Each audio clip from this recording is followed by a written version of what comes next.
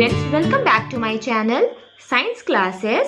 So in the last class we studied about the excretion, the organ involved in the excretion and the role of kidneys.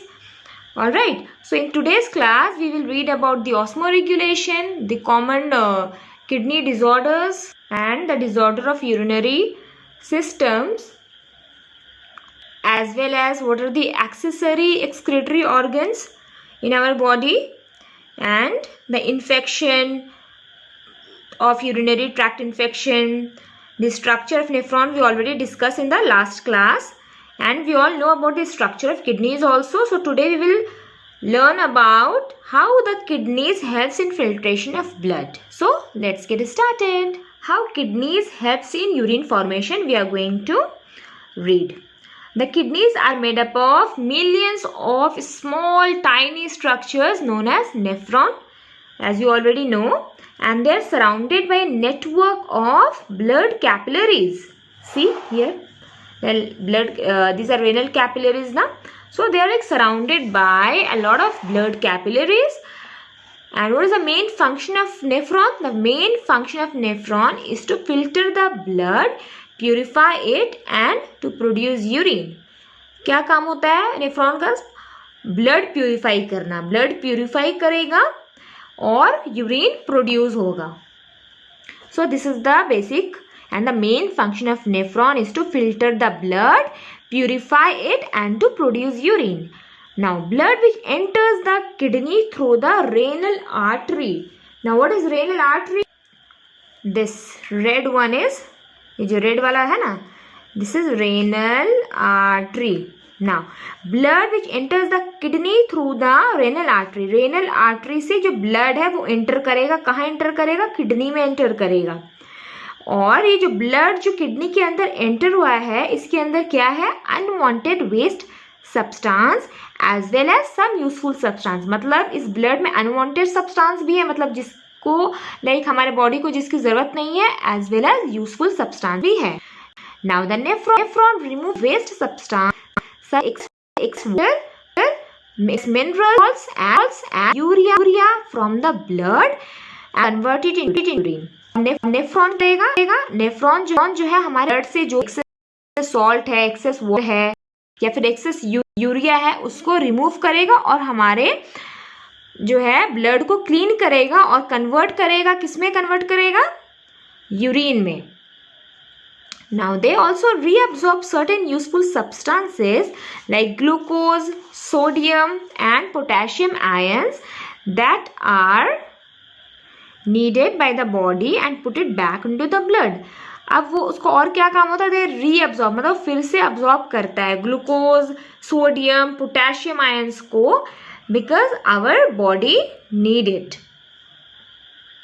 और वो वापस कहाँ रखता है? वापस हमारे ब्लड में चला जाता है. जो भी एसेंशियल न्यूट्रिएंट्स है, लाइक एसेंशियल सॉल्ट्स है, एसेंशियल आयंस है, वो हमारे ब्लड में वापस से चला जाता है with the help of nephron. The blood that finally leaves the kidney is pure, devoid of all waste and contains the right amount of water and other useful substances required by the body. अब जो kidney से हमारा जो blood निकलेगा, तो kidney का काम क्या हुआ? नेफ्रॉन क्या किया?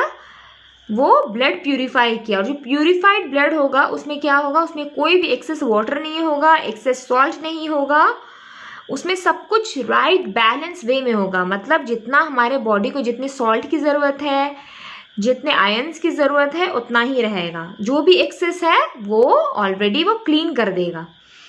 और क्या बनेगा फिर? Urine. They will remove the unwanted substance from the blood and helps in the formation of urine. The urine that is formed in the kidney is sent to the ureter for the temporary collection in the urinary bladder. अब ये जो urine यहाँ form होगा, kidneys में जो form होगा, वो ureter की मदद से, ये क्या है? ये जो दिख रहा है ना पाइप की तरह, दिस इज यूरेटर. अब यूरेटर क्या करेगा? जो यहाँ यूरिन फॉर्म हुआ है किडनी में, वो आ जाएगा, उसको पास करेगा कहाँ? यूरिनरी ब्लैडर में. यूरिनरी ब्लैडर में टेम्पररी स्टोरेज रहेगा किसका? यूरिन का. Urinary is stored in urinary bladder. और ये क्या है? यूरेथ्रा. और फिर when we feel like passing urine, we will feel like urged to go to the washroom, है ना? Then we will pass urine from this is an organ, excretory organ known as urethra. The urine that is formed in the kidney is sent to the ureter for its temporary collection in the urinary bladder, and when the bladder is full, जब हमारा bladder full हो जाएगा, the urine is spell to the outside through the urethra. बाहर कैसे आएगा urine? With the help of which organ? Urethra. Urethra helps in expelling the urine. The process of expulsion of the urine to the outside is called urination. अब urination का क्या मतलब होता है?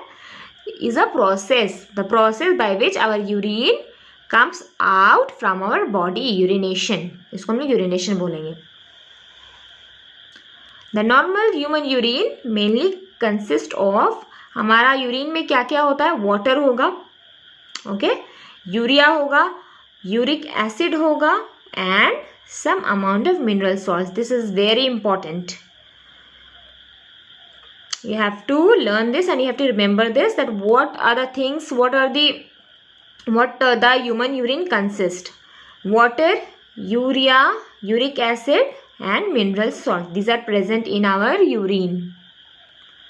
Now accessory excretory organ. अब accessory और excretory organ के क्या मतलब होता है? हमारा जो मेन excretory organ क्या था? किडनी था, यूरेटर था, यूरिनरी ब्लैडर था, यूरेथ्रा था. अब एक्सेसरी मतलब यूरिन तो हमारे बॉडी से पास हुआ, क्योंकि जो भी हमारे बॉडी में एक्सेस सॉल्ट्स वगैरह था वो निकल जाएगा with the help of urine और हमारा ब्लड प्यूरिफाई हो जाएगा. लेकिन there are also certain organs that helps in excretion other than the kidneys and all. तो वो कौन से होते हैं organs? Skin, lung, liver and salivary glands. Now let's read about the excretory role of skin. The major excretory function of the skin is production of sweat. हमारे body में जब when we feel like hot या summer के season में हम लोग को थोड़ी भी गर्मी लगती है तो क्या होता है? हमारे बॉडी से स्वेट आना शुरू हो जाता है, पसीना आता है. Which on evaporation from the surface of the skin cause cooling. और अगर हमारे बॉडी से like when we start sweating और जब स्वेट रिमूव हो जाता है then we feel cooling ना. आफ्टर स्वेटिंग तो थोड़ा सा कूलिंग इफेक्ट होता है.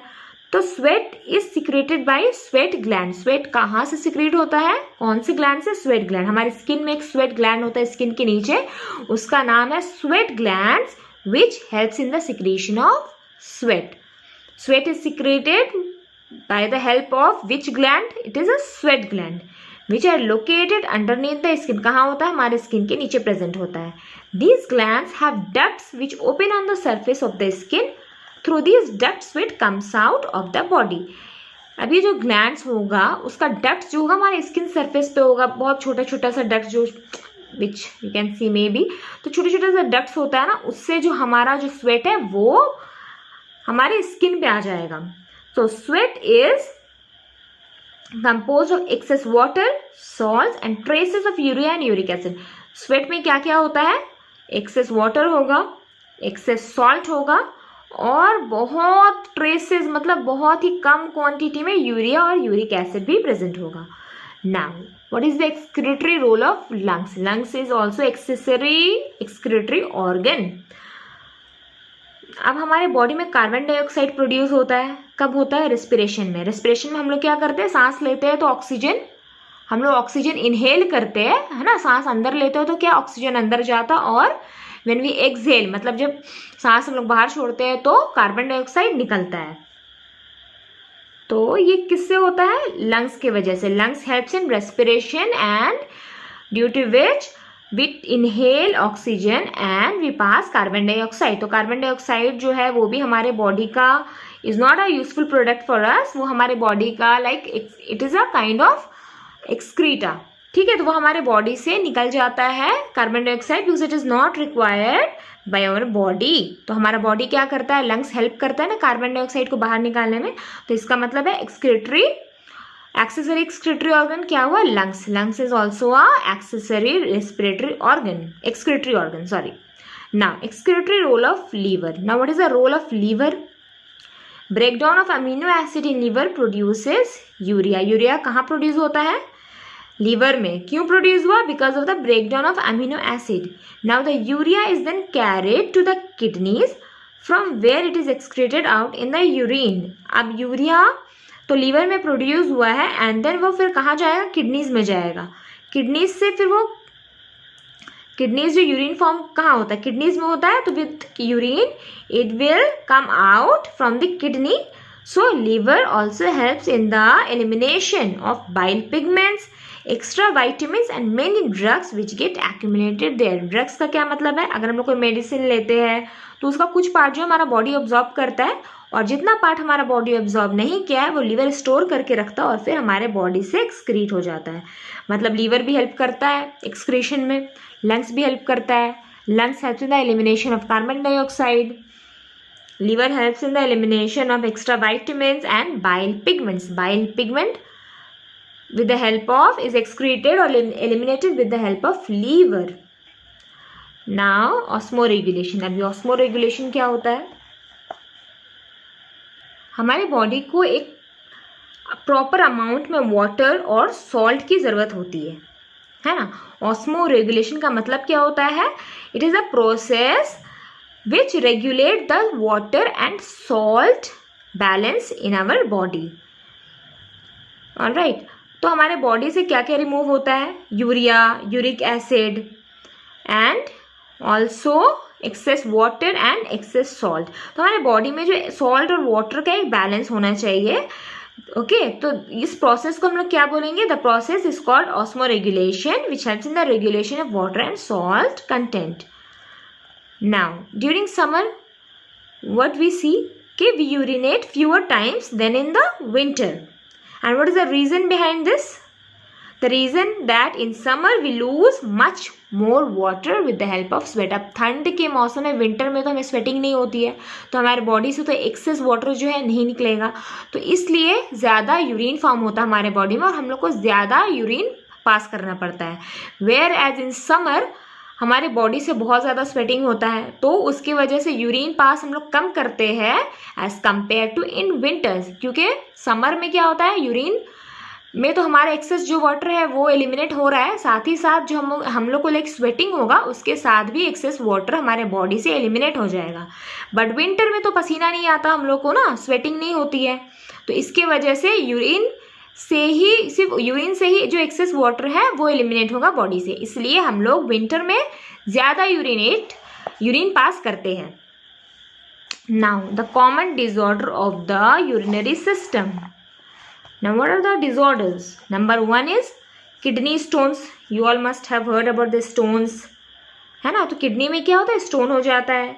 फिर दूसरा क्या होता है? UTI, urinary tract infection. Urinary tract मतलब कोई भी ऐसा एक्सक्रीटरी ऑर्गन में इन्फेक्शन हो जाता है तो हम लोग बोलते हैं यूरिनरी ट्रैक्ट इन्फेक्शन. और तीसरा क्या है? डायबिटीज, जिसके बारे में हम लोग पढ़ने वाले हैं. Now the first one is kidney stones. What are the kidney stones? They are formed when crystal forming substances such as calcium oxalate, calcium phosphate and uric acid are more than the fluid in the urine. अब हमारे body में अगर crystal forming substances जो होता है, अब crystal forming substances कौन सा है? कैल्शियम ऑक्सलेट, कैल्शियम फॉस्फेट और यूरिक एसिड अगर फ्लूइड से ज़्यादा मात्रा में है, ठीक है, इन द यूरिन, अगर फ्लूइड से ज़्यादा ये सारी चीज़ें जो है क्रिस्टल फॉर्मिंग सब्सटेंसेस हमारे बॉडी में हमारे यूरिन में प्रेजेंट है तो ये क्या बना देगा? ये इससे स्टोन बन जाएगा. When these chemicals start sticking together they form crystals commonly called kidney stones. अब ये सारा अगर ये जो चीज़ है कैल्शियम ऑक्सलेट, कैल्शियम फॉस्फेट हमारे बॉडी से, हमारी किडनी से एलिमिनेट नहीं हो रहा तो वो रह कर क्या होता है? जमा हो जाएगा एक जगह पे और जमा होकर क्रिस्टल्स फॉर्म कर देगा जो कि हम लोग जिसको किडनी स्टोन्स बोलते हैं. They may be formed in any area of the excretory system. मतलब ये किसी भी एक्सक्रीटरी एरिया में फॉर्म हो सकता है. और क्या होता है जब हमें किडनी में स्टोन होगा या किसी भी एक्सक्रीटरी ऑर्गन एक्सक्रीटरी एरिया में स्टोन्स होगा तो पेट में दर्द होता है. ओके और जिस एरिया में जहाँ पे किडनीज है एब्डोमेन में we will feel severe pain. They may also block the flow of urine. If they are present in the ureter और यूरिनरी ब्लैडर, अगर यूरेटर या फिर यूरिनरी ब्लैडर में प्रेजेंट है तो यूरिन पास होने में भी दिक्कत हो सकती है। Very often they have to be remove surgically. अभी हमारे बॉडी से जो किडनी स्टोन है वो कैसे हटेगा? With the help of surgeries. तो अब हम लोग को क्या करना चाहिए इससे बचने के लिए? We should drink a lot of water. अगर हम ज़्यादा पानी पिएंगे तो जो क्रिस्टल फॉर्म होता है ना किडनी में वो नहीं होगा, इसलिए we should always try to drink as much water as we can. Okay, now number 2 is urinary tract infection और UTI. It is an infection of any part of the urinary system, the kidneys, urethra, urinary bladder और ureter. अब ये क्यों होता है urinary tract infection? ये तो किसी भी पार्ट में हो सकता है, किसी भी एक्सक्रीटरी ऑर्गन में हो सकता है, या तो किडनी हो या यूरेथ्रा हो, यूरिनरी ब्लैडर हो या फिर यूरेटर में हो। क्यों होता है ऐसा? क्योंकि बैक्टीरिया, अगर वहाँ बैक्टीरिया का एंट्री हो गया है तो हमें UTI होगा। Now it occurs when bacteria gain entry into the urinary tract and overcomes the body's defense present there. हमारा बॉडी हमारे बॉडी के डिफेंस मैकेनिज्म अगर थोड़ा वीक पड़ जाता है due to presence of this bacteria तो हम लोग को UTI होगा। Common symptoms include a strong and frequent urge to urinate. अब इसमें सिम्टम्स क्या होगा? यूरिनरी ट्रैक्ट इन्फेक्शन का क्या सिम्टम है? We will feel like passing urine again and again. बार बार हम लोग को ऐसा लगेगा कि हम लोग को यूरिन पास करना है। And it will cause a burning sensation while passing urine. It will be like burning sensation, थोड़ा सा painful होगा। And how it is treated? It is treated with the help of antibiotics. So antibiotics are used to treat any bacterial infection.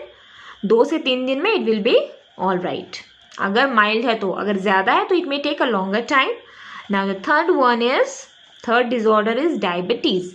Now presence of glucose in the urine. अब urine में अगर glucose present होगा तो क्या होता है? उसको diabetes बोलते हैं। मतलब उसको कौन सा डायबिटीज है? Diabetes Miletus. डायबिटीज मिलेटस क्यों होता है? Because of the presence of glucose in urine. Diabetes mellitus is a form of type of diabetes mellitus. This is a disease in which the sugar level in the blood is much higher than the normal level. अब diabetes में we all know sugar level जो है वो हमारे normal body को जितना sugar level जितना होना चाहिए उससे ज़्यादा होगा तो हम लोग को डायबिटीज होगा। The excess sugar is excreted out through the urine. अभी जो excess शुगर होगा that will be excreted out with the help of urine. Now अगर हमारे यूरिन में कोई ब्लड सेल्स प्रेजेंट है तो उसका क्या मतलब है? इट इंडिकेट्स कि इसका ये मतलब है हमारे बॉडी में इन्फेक्शन है, किसी तरह का इन्फेक्शन है, या तो फिर ट्यूमर है या फिर इंटरनल ब्लीडिंग हो रहा है या तो फिर किडनी में कोई डैमेज हो रहा है।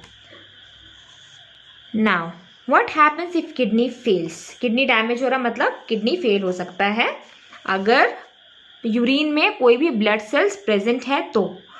और अगर किडनी फेल होगा तो क्या होगा? समटाइम्स वन और बोथ द किडनीज में स्टॉप वर्किंग प्रॉपरली। कभी या तो एक किडनी खराब होता है किसी केस में, या कभी 2 किडनी होता है ना तो 2 किडनी भी खराब हो सकता है। तो ऐसे में क्या होगा? ये दोनों किडनी तभी खराब होता है लाइक अगर बहुत ज़्यादा लाइक सीवियर इंजरी है तो। और अगर एक किडनी खराब है तो अ पर्सन कैन मैनेज, एक किडनी से भी काम चल सकता है। बट अगर दोनों किडनी खराब है तो फिर क्या होगा?